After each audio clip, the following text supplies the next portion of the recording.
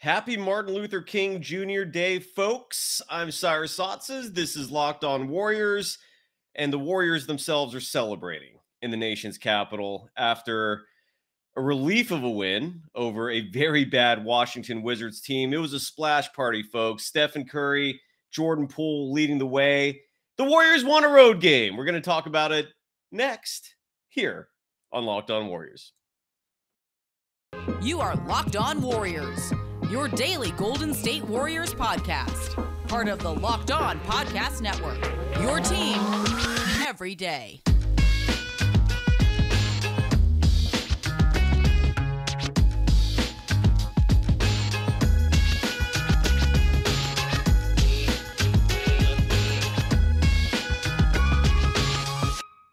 Thank you for making Locked On Warriors your first listen every day. We're free and available wherever you get podcasts. Today's episode is brought to you by PrizePicks. First-time users can receive a 100% instant deposit match up to $100 with the promo code Locked On. That's PrizePicks.com. Use the promo code Locked On. You can follow me, Cyrus Saatsaz, on Twitter at DogSurfRoadshow. Again, happy Martin Luther King Jr. Day. A holiday, the roads are light. There's a lot of NBA basketball, a lot of sports. There's a playoff game tonight where the 49ers find out who they're playing, but this is a Warriors show. Hello, everyone. Let's get the chat overlay going so I can see all your comments. What's up, No Cap, Let Us Pray, and everyone else. Good to see you, and thanks for the kind words.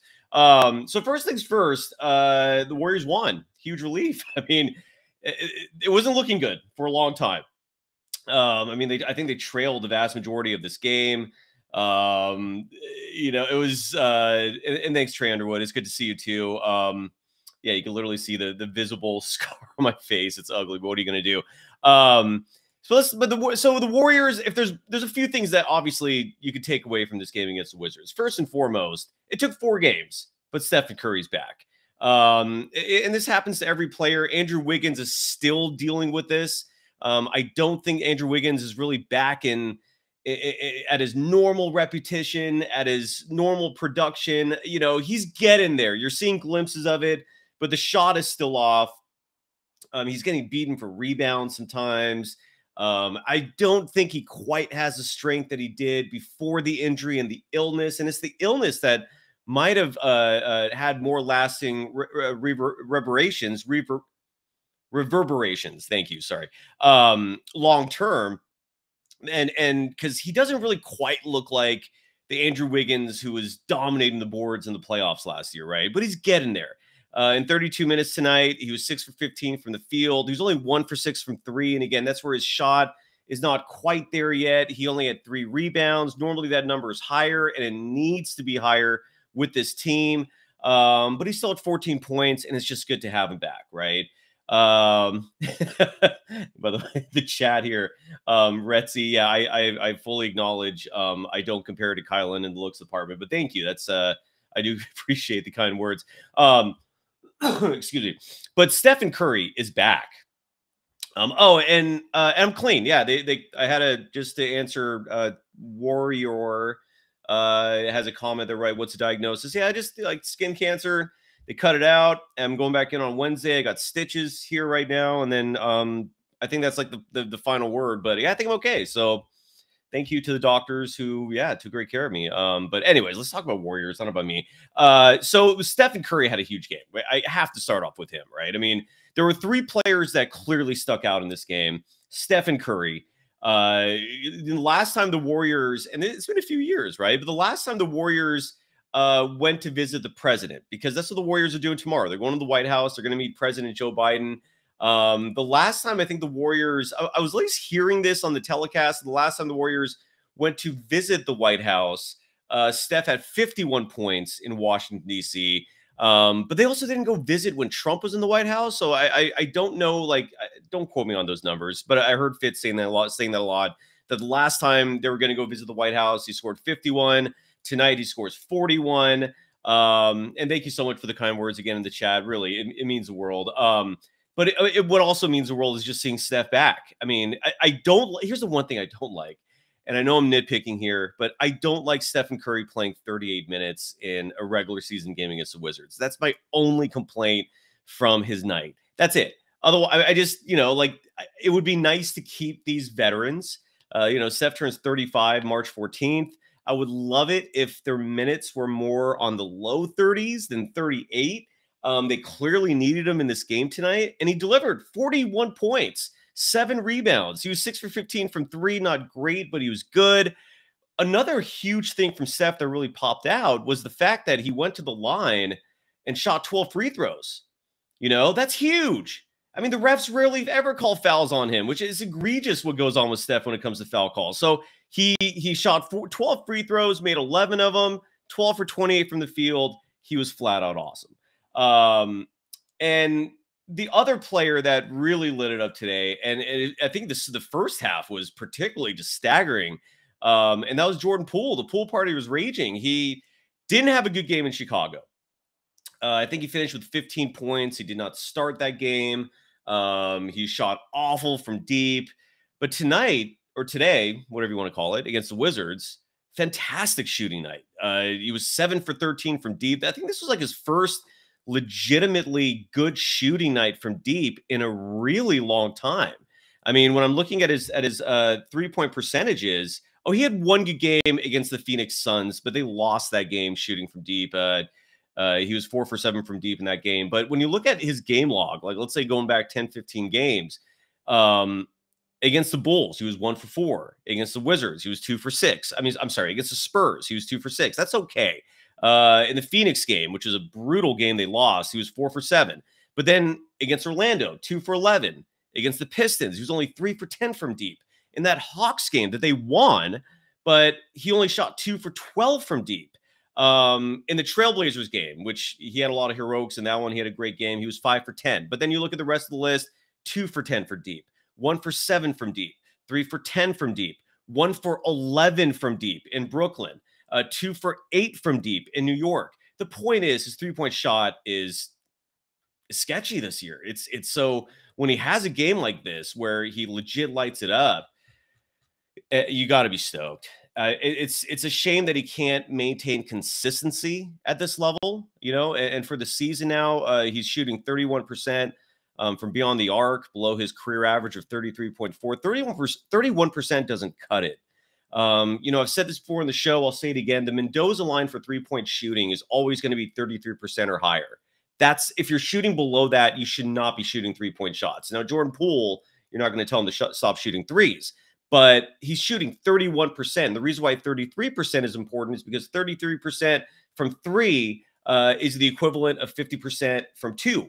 So, your percentages, your odds are good if you're a 33% or higher 3-point shooter. And on the year, he's only 31%. So it was really good to see the Poole Party raging tonight. Again, 7 for 13 from 3. He had that particularly huge one near the end of the game on that Draymond tip, rebound pass to him. So it was just a relief because they absolutely need Jordan Poole in this game. Look at this breaking news, which I know is a joke, but No Cap writes that the Warriors just extended Moses Moody for 4 years and $30 million. No, that clearly did not happen. I'll talk about Moses Moody in a second because I thought that was a little egregious. The fact that once again, his minutes were virtually non-existent. I don't know what Steve Kerr's problem is with Moses Moody. There is a clear issue there. I have not seen a leash that short on a player in recent history with I can't think of anyone else who has gotten that level of treatment from a coach. He had 5 minutes tonight. 5. To put it in perspective, the Warriors had a lineup out there where I think it was Jordan Poole, Dante DiVincenzo, and Ty Jerome. That is such a defensively weak lineup. It's a small lineup, and it wasn't working. Ty Jerome, by the way, had just for the Ty Jerome defenders out there who stay incredibly quiet when he has a bad game, and there's a lot of those, 0 points in 14 minutes of play. 0. But yeah, for some reason, Steve Kerr preferred to give Ty Jerome 14 minutes of play tonight. And then Moses Moody, he only gets 5 minutes. I don't understand that. At this point, I feel like either send him to the G League, let him get minutes, let him develop. I mean, what's the point of keeping him on your roster if you have no plans to play him, or if you're planning just to completely kill his confidence. I don't get that part either. But 5 minutes, I don't get that. And, you know, the Warriors had a late game run. This game was close throughout. They were down for most of the game. So kudos to Stephen Curry and Jordan Poole. Huge nights. Again, Stephen Curry finishing with 41.7 rebounds. Jordan Poole, again, he shot 7 for 13 from beyond the arc, 32 points, and 7 rebounds for him as well. As the Warriors, again, win a road game. Their first time all season, the Warriors have won the second of a back-to-back on the road. They hadn't done that all season long, which is really crazy. So, yeah, I just, but the playing time thing with Moody, we'll talk about that in just a moment. But the Warriors did win, so we're going to be in a good mood here today. First, got to give some love to PrizePicks. I just mentioned them a moment ago at the open of the show. And folks, PrizePicks is fun. Every time I have this ad come up, I get giddy because there aren't a lot of sponsors for this show that I regularly engage with and have a ton of fun with. For those of you who are unfamiliar with PrizePicks, the format's simple. You're picking 2 to 6 individual players. It doesn't just have to be the NBA, by the way. The Buccaneers and the Cowboys are playing tonight. You could bet on Tom Brady over-under of passing yards. Same with Dak Prescott. Whatever sport you fancy, you can play in terms of betting on players with PrizePicks. And the state of California doesn't consider PrizePicks gambling, so it's legal here. And one of the best parts about it, besides the fact that it's super fun, if you know your sport, you have great odds of winning, is that the withdrawals, let's say you win and you want to get your money back, you don't have to deal with these like shady wire services. You don't have to wait like 2 months to get your money. It's immediate withdrawals. It's safe withdrawals. Download the PrizePicks app or go to prizepicks.com to sign up and play daily fantasy sports. First-time users can receive a 100% instant deposit match up to $100 with a promo code locked on. If you deposit $100, PrizePicks is going to give you $100. And if you don't have 100, let's say you only have $20, if you deposit that $20, use the promo code locked on, they'll give you $20. It's that easy. Just don't forget to enter the promo code locked on and sign up for an instant deposit match up to $100. You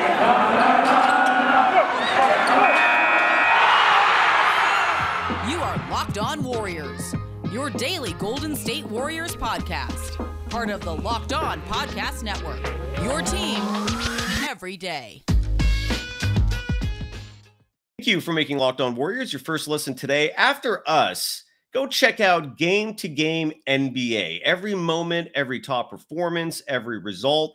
Locked On Game to Game covers every game from across the NBA with local analysis that only Locked On can deliver. Follow Game to Game on Locked On NBA, available on the Odyssey app, YouTube, and wherever you get your podcast. What's going on in the chat? Is anyone saying something that I need to address before we start talking about?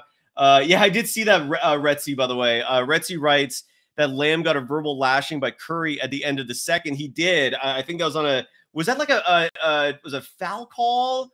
Was it a poor screen? I can't remember what the reasoning was. I did see that. But I also have to give kudos to Anthony Lamb, who did have a great game tonight. When the Warriors win, I'll give the players who played credit. That includes these two-way players that I know I've been critical about. But Lamb tonight had a great game. There's no doubt about that. His plus-minus is what really sticks out.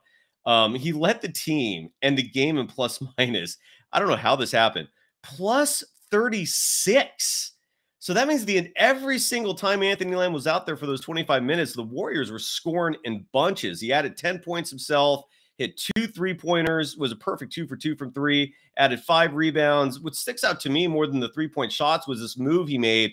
I think it was like a spin move. He's doing excellent offensively, attacking the rim and playing the post. And I think he was like a left-handed layup that he put up. Great night for Lamb. My criticism for him endlessly is that I'd like to see more defensively. He does okay. He doesn't do great, but he's okay as a defender. But offensively, dude, he was on it tonight. So props to him. Yeah, I did see it was a foul call. Yeah, Anthony Lamb committed a foul that Steph wasn't happy with. Yeah, that was interesting. That I saw that too. Steph, lecturing Anthony Lamb a little bit out there, but Lamb had a good night. There's not much to say about that. Draymond Green had a fantastic game. Apparently, there was some fan who was taunting. Apparently, there was a fan taunting Draymond Green, So the Warriors had all their top bigwig front office guys there at the game tonight. And this includes like Joe Lacob, Bob Myers, because tomorrow the Golden State Warriors are going to the White House. They're going to be honored for their 2022 World Championship by President Biden. And so obviously, you know, everyone's there for the game today. And apparently there was some fan that Draymond started going back and forth with. And Draymond, look, he's all about finding whatever it takes to motivate him, right? I mean, he's admitted that sometimes it's hard for him to be a self-starter. He's admitted that sometimes he gets lackadaisical. And by the way, that's a really good one, Robert Bryant, Cyrus of the Lambs. Yeah, I'm with you on that. Yeah, but Draymond, look, man, this fan clearly riled him up.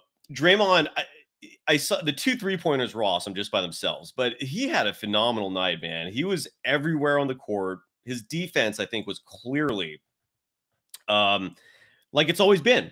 It's utterly essential. Like the Warriors are not the dynasty, clearly, without Draymond Green. They're not championship contenders without Draymond Green. There's been a couple of sound bites that have come out recently. Draymond did interviews with Taylor Rooks.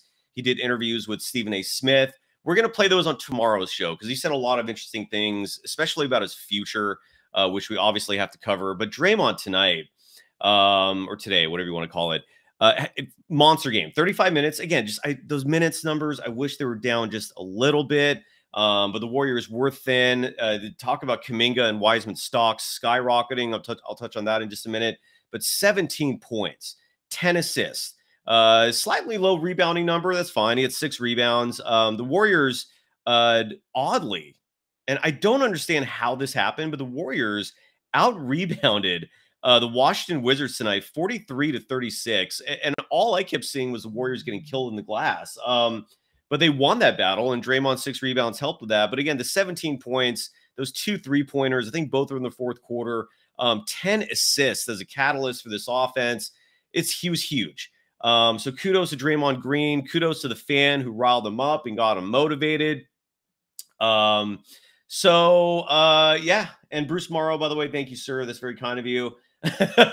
Look, and I'm glad you wrote that. Bruce Morrow writes, glad to see you back, sir. Warrior season will be less interesting without you. I do try to make things interesting. All right. Like how I roll in this show is not how I roll in real life often. Doesn't mean I'm not genuine, but I do like to spice things up. So thanks for acknowledging that. So yeah. So again, the Warriors, when it came down to it, because Clay was not playing tonight, he's not playing back-to-backs. Galen Callahan, for example, awesome Irish name, writes, any news when Clay can play back-to-backs? Probably not all season. I would not count on that. The indication I've gotten is that they want to play very safe with him all year and that he's not going to be playing in consecutive days. That's just the reality of his situation. And when the playoffs come, you don't have to worry about that because you don't have back-to-back games in the playoffs. So the way the Warriors see this, it's, okay, Clay, you just hang tight, stay strong during the regular season. We're not going to play any back-to-backs. And that knee soreness the other day where he missed the game was all the evidence you need that they're not going to change that plan this year. But the playoffs, it's not going to matter. He's going to play. And then, the bigger question is Jordan Poole going to be okay coming off the bench? Now, in the Bulls game, he was not great off the bench. Again, as we mentioned that, he only scored 15 points. He only shot 25% from 3 in 26 minutes of play. But he also did come off the bench in the Spurs game. And in that Spurs game, he actually did do good. He scored 25 points, added 6 assists, only shot 33% from 3, but that's good enough. Last year, we saw the story of Jordan Poole where he was starting games and then he went to the bench when Clay came back in January. He went to the bench. He adjusted fine. He was starting games again when Steph was out the last month of the season. Adjusted again back to the bench in the postseason. He was fine, actually, and it wasn't right away. He was starting most of that first round, if you remember, with Steph coming off the bench. So hopefully Poole, when Clay plays, handles that bench adjustment appropriately. Trey Underwood, right? That's a good question. Trey Underwood writes, can Lamb, and I'm guessing you're asking by a greater extent, Ty Jerome, can Lamb and Ty Jerome even go to the White House, given they weren't on the championship team? That's a great question. My understanding, if my memory serves correct, is current players on the roster who were not on the team last year do not participate in those visits. That's my understanding of it. It's not a hard rule, so I don't really know like what's going to happen there, but I wouldn't be surprised if DiVincenzo, Lamb, and Ty Jerome do not participate in like the team pictures. I'm sure they're going to go to the White House and be with the team, but when it comes to actually standing up there as Joes, giving them their honors, I don't know if those players will be up there with them. I would imagine not, because they were not on the championship team, but don't quote me on that. I don't think that's the case.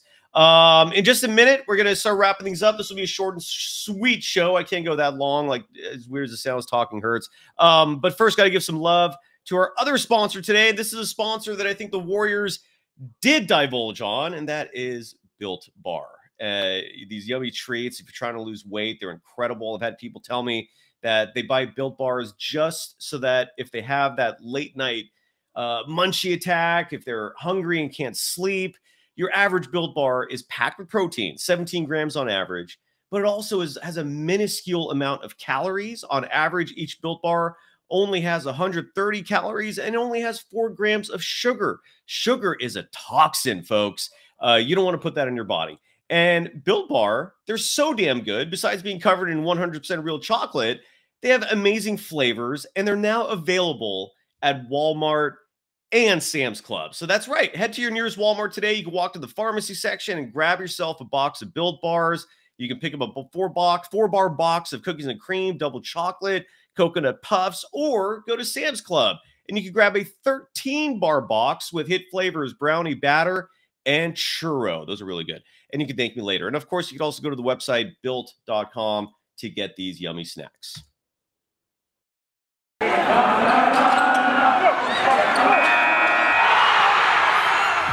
are Locked On Warriors, your daily Golden State Warriors podcast. Part of the Locked On Podcast Network, your team every day. Thank you for making Locked On Warriors your first listen every day. We're free and available wherever you get podcasts. I can't laugh, man. My face is hurt. All right. So Boogie Cousins is not coming to the Warriors, folks. I see his name in the chat. The Lakers are trying him out, and him and Steve Kerr have something going on. They just don't get along. So at least not in terms of a player coach. So someone else writes, where was that? Wilson writes, free Moody. I agree. 5 minutes for Moses Moody is a crime, in my opinion. I don't like the fact that he's rotting on the bench. Play him in the G League. Trade his ass at this point if you have to. One quick rumor, by the way. This is from Casey Johnson of NBC Sports Chicago. Writes that there are 2 teams right now who are currently rumored to be interested in Alex Caruso if Caruso becomes available as a trade target. I don't think the Bulls have made decisions yet regarding whether they're going to blow this thing up or whether they're going to keep it together and just give it a try. But if Alex Caruso is traded, the Warriors and the Knicks are the 2 teams who are currently linked to acquiring Caruso. The asking price for Caruso reportedly is going to be a pick, likely a first-round pick. So if you're trading for Alex Caruso, it might end up being Moses Moody and a first-rounder. It might be James Wiseman and a first-rounder. But again, Casey Johnson speculating that Alex Caruso is on the Warriors' radar. Who knows if that trade happens? I would certainly love it. Wilson writes what my thoughts are on trading Moses Moody, Ryan Rollins, and 2 first. I would not do 2 first-round picks. I think 1 first-rounder and just Moody should be enough. In my humble opinion, I don't know if the Knicks will be offering something better than that. Caruso, look, he could be the difference in the Warriors being a championship contender this year. But it's not, he's not a superstar player either. You don't want to give too much. Latasha Jones writes, the Warriors still need size. Agreed. And if anything, tonight's game and this recent stretch has shown just how valuable Jonathan Kuminga is to this team. They are sorely missing him. Let's hope he comes back soon with that foot sprain he's dealing with. And then James Wiseman. If James Wiseman was healthy, I don't know if Kerr plays him just because again, Kerr clearly has some sort of issue with at least Moody and Wiseman. Sometimes I still feel like he has an issue with Kuminga. But I don't know if Wiseman even plays right now. But he's your big, like, I mean, if he is a big, and I think he's serviceable if the Warriors just give him a chance. I don't know if the Warriors are going to trade for a big. I would not expect that. Again, Bob Myers has such an aversion to midseason trades. The Andrew Wiggins one's an exception. It's certainly not the rule. So Alex Caruso would be nice. I agree that the Warriors need size, but even if Alex Caruso is the only player you end up acquiring, great. Yeah, and by the way, Ty Burke, I'm going to get an Izell soundbite for this show. Oh, yeah, I forgot I have Moses. Hey, Moses, how did it feel tonight to not play? I mean, it sucks. Yeah, it totally sucks. I don't blame you at all. How does it feel every time Kerr plays you for like 2 minutes and then just pulls you immediately out? I mean, it sucks. Yeah, I imagine it totally sucks. I don't blame you. So by the way, I'm gonna have a soundbite for that for Andre Iguodala, because yes, Andre Iguodala, Ty Burke is already hurt. He complained about knee soreness, and I don't. Jesus, man. I mean, he's old. He's old. Okay, like we were seeing these kind of old man injuries last year. We saw him play 2 games in the playoffs total. Don't quote me on that, but I know it's close. I don't understand why Andre Iguodala is taking up a roster spot. I don't get it, because even when he plays, let's say for the sake of argument, he actually stays healthy and can stay healthy for like a month straight. You really need 2 months in the playoffs. Is he contributing that much, and can he actually stay on the court? By the way, Supremacia, I did mention Anthony Lamb. Yes, he had a great game tonight. Fantastic game tonight. I don't know if he had clutch defense. Was his defense that good? It was okay. It was good. I don't know if it was clutch, but he was good. I already gave him his kudos. I want to play the soundbite real quick from Steve Kerr. And by the way, Galen Callahan, real quick before I play this soundbite, writes, any news on the new NBA CBA, the collective bargaining agreement? The only news on that so far is that the deadline to negotiate a new deal has been extended into next month.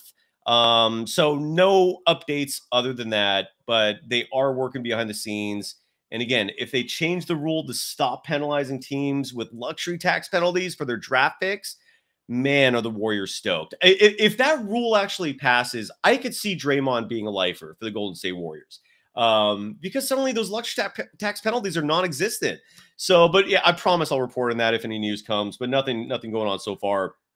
And yes, let us pray. That was a great offensive foul take from Anthony Lamb in the game that you just pointed out. But here is Steve Kerr talking about the fourth quarter of this game, which was huge, because entering the fourth quarter, I really didn't think the Warriors were going to win this game. So, but the Poole Party, who had a great game from the beginning to the end, stepped up again. Steph and Curry was obviously huge, and Draymond Green was huge. So here's Steve Kerr.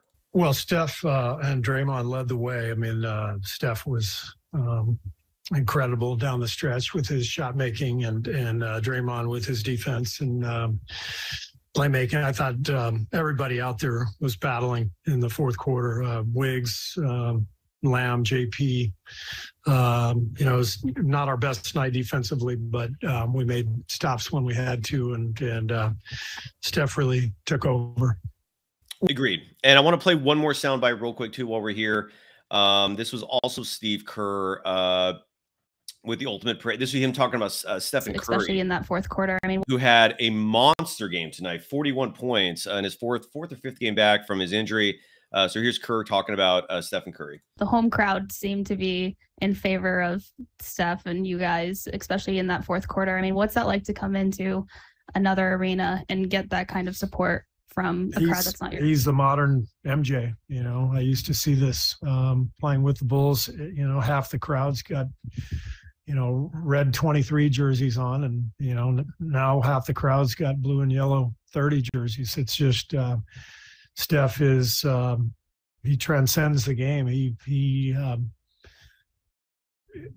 elicits an emotion from people. I think because he's so awe-inspiring with his play that no matter where we go, there are people who are cheering for him and can't wait to see him perform because we've never seen anything like him. And I think people can relate to him because he's not, this superhero in terms of his size and strength. I mean, he's, 6'3", 185. There's a lot of people out there that size, but none who can do what he can do. So he's incredibly inspiring, and as a result, we get a ton of support on the road.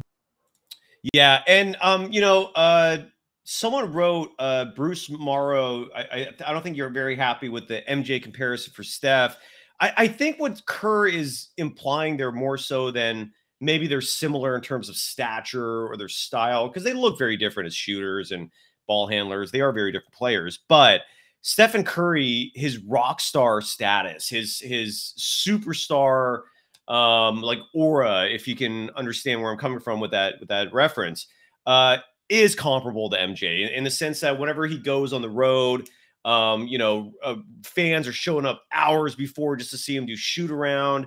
You see kids practically screaming and fainting when they get an autograph from him. So he does have that star power. I do see some comparison there. Not to mention, Stephen Curry just takes over games the way MJ did. I could see the similarities there, but I can also understand you thinking that's kind of outrageous because they play different positions. They are different size. They don't look similar. Like Kobe Bryant looked like Michael Jordan when he played. He emulated literally his entire style after MJ. Stephen Curry is not like that, obviously.